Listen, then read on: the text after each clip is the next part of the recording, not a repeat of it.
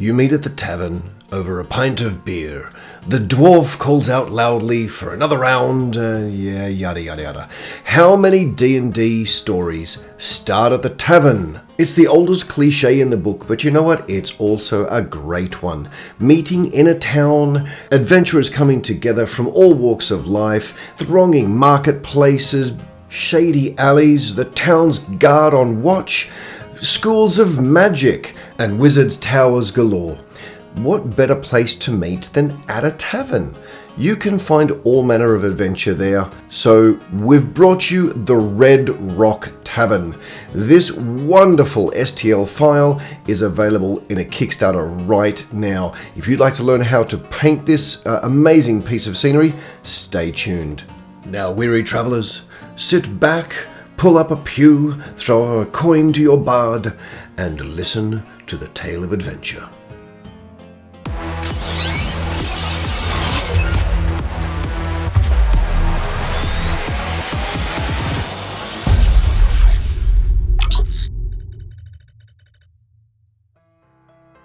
G'day and welcome to a special episode of Tech Edit Crafts. This is the launch of our first Kickstarter in conjunction with Iain Lovecraft.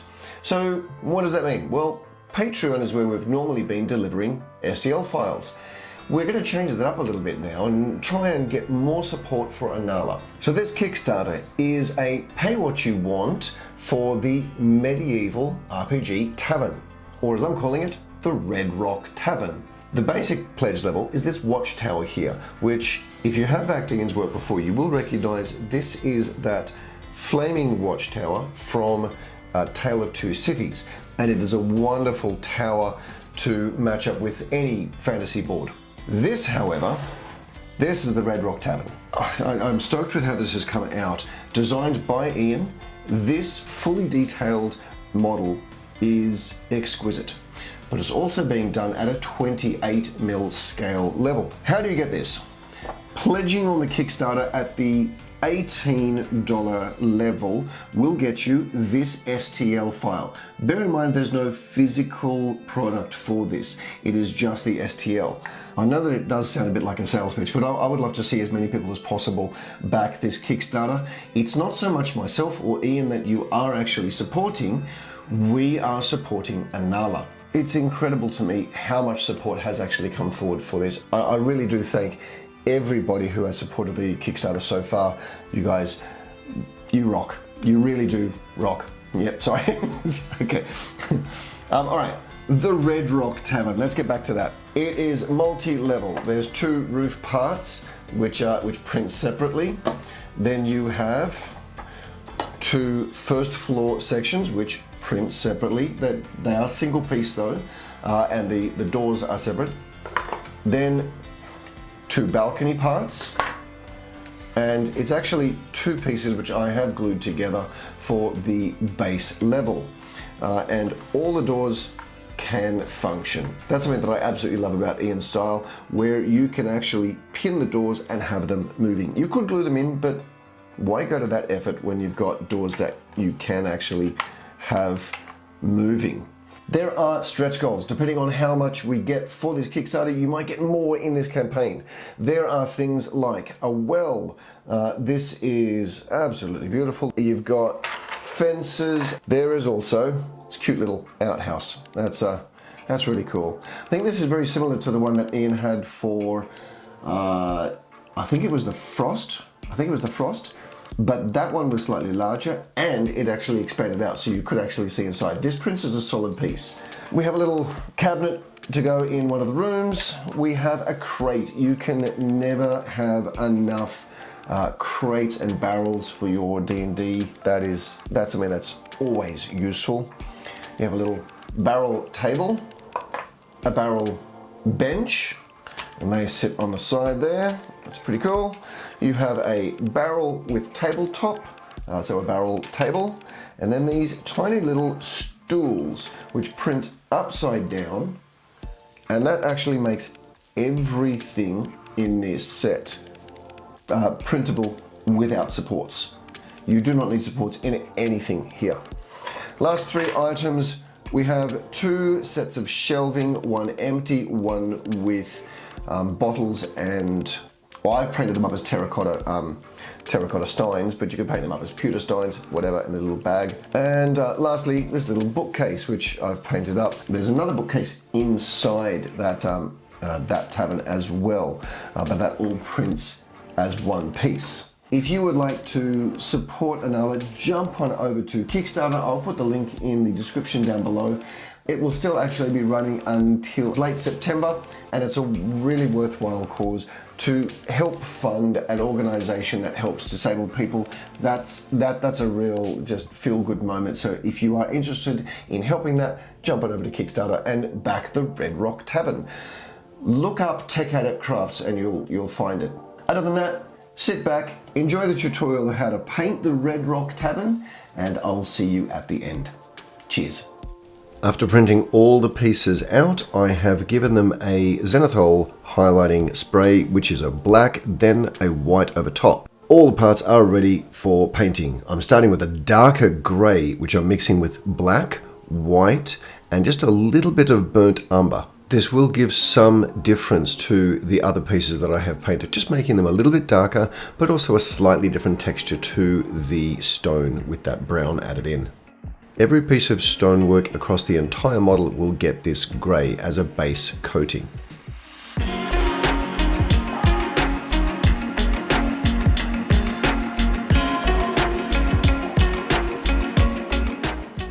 I used that same burnt umber brown on the doors here, but I really didn't like the way it coated over the black, so I didn't use it for the rest of the woodwork. To differentiate the columns, I am giving them a dry brush first up with a raw sienna. This will give a bit of variety to the tones of the brickwork without actually having to pick out individual bricks. You'll see a difference just in the sections of the stone.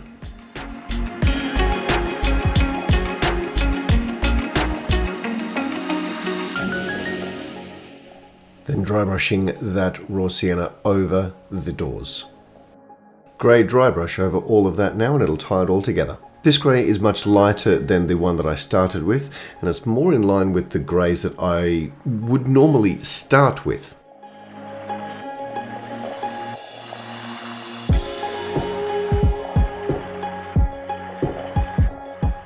Using titanium for the stucco walls, this does need a couple of coats as it is a little bit thin in pigment, but it is a wonderful starting point for those walls.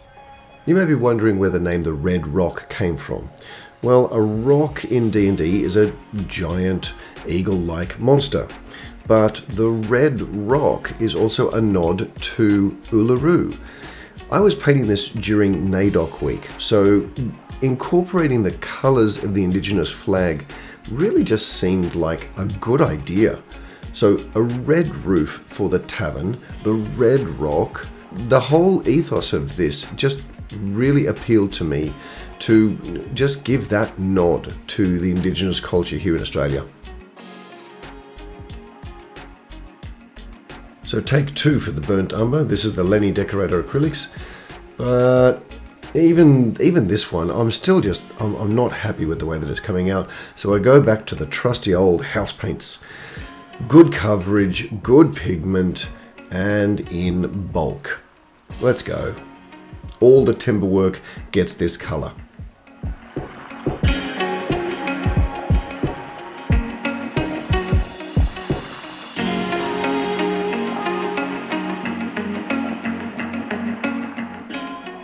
You'll see there's quite a few different shades of red and even some yellow that I mixed through to brighten up the roof and really make it pop. Just successive layers of dry brushed highlighting, first of all working downwards in motion, but then right at the very end with the very lightest, I am dragging the brush up in a very light motion. I have been trying out a lot of different styles of paints, different brands of paints, but I have to say, I always keep coming back to these Liquitex basic acrylics. For painting terrain, I just find the pigmentation is really second to none. I'm using this raw sienna as the alternate wood color for anything that I didn't use the burnt umber on, but it's also acting as the dry brush layer over the top of that burnt umber. If you are enjoying the video, make sure that you do hit that like button, hit subscribe, and maybe leave a comment at the bottom as to which part of that scene at the beginning that you enjoyed the most. Did you enjoy the townsfolk? Did you enjoy the buildings? Did you enjoy the actual setup? What was your favorite part of it? Or do you think I should have changed it completely? If you'd like to really support the channel though, jump on over to Patreon at patreon.com/TechAdeptCrafts and become a member over there. We do live streams every month, we do Discord chat and painting sessions there, and it really is a wonderful little community that we have going over there. I mentioned at the start how the doors in Iain's designs are fully working. Well, we all know that filament can expand, and if your calibration is not 100% in your printers, you can end up with a bit of a tight squeeze there for that filament, which is what you use as the hinge for the doors. So I usually just drill it out a little bit extra and then put the filament down through there to act as a hinge. Unfortunately, I forgot to film this part, but you can see here the name of the tavern on its front sign. I did a fair bit of practice on this one with getting the calligraphy just right, but then on the other side, I found an image online of an eagle on a shield, and I just incorporated the colors and did that as a really fast freehand. It was actually only about 15 minutes to do this. I didn't worry about trying to go back over it. It looked like a tavern sign to me. I then continued those colours through the rest of the decor within the tavern.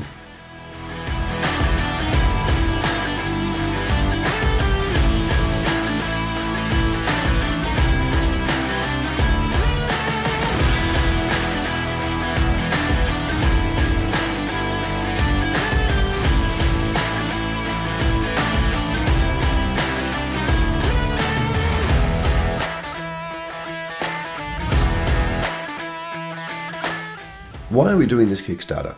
It's to raise funds for Anala, which is an organisation that supports people with disabilities. These guys are truly legendary within the community at Cherry Roc. They help people with cerebral palsy, they help people with autism, they help people with a range of disabilities, with job opportunities, with housing placements, and they really provide a very, very much needed network of support, mainly to assist people to help themselves. I will say these Kaiser colours are actually really nice to use as well. Terracotta is one of my favourites of that range that I've been using, and painting up all of these little details in the tavern was a real joy using the various colours that I've got. There is so much detail and character in these upper floors, bookcases, candles, the urns there for the water jug. There's even a section there for the privy. Now I haven't put a privy in, but that would just lead itself to too many jokes.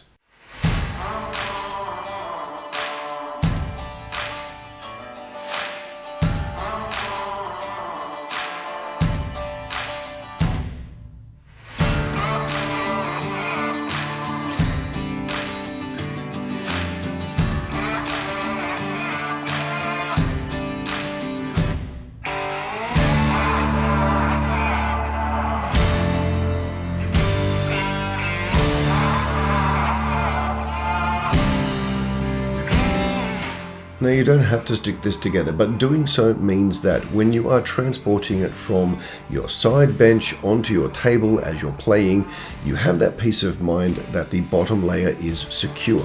Not only that, if you stick the two roof pieces together, you have the same sort of thing. You have this sandwich of the inside being free, but the top and bottom easy to move. And then going on with a wash. Now I know I'd said that I wasn't going to do a lot of wash, but the metal really needed it, and I started to put a bit on the edges around the stucco walls, and it just got a bit too hard to miss the rest of the wall, so I just went to town and did the whole wall. This did give me an extra step that I had to now go back and do. in having to reapply that titanium. I'm actually pretty happy with how it turned out. I stippled on the titanium and it gave a really nice effect. So, happy circumstance there. A mistake led to an improvement. And that's it.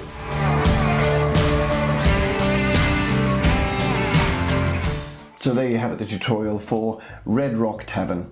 I hope that you enjoy the tutorial and you might think about coming back in the Kickstarter, or maybe join us over on Patreon, or follow me on Instagram and you can see whatever else it is that I'm working on at the time, like the townsfolk or the Hero Quest models, the various wizards that I paint up. You can never have enough wizards. They do tend to blow themselves up. So until next time, keep hobbying. Cheers.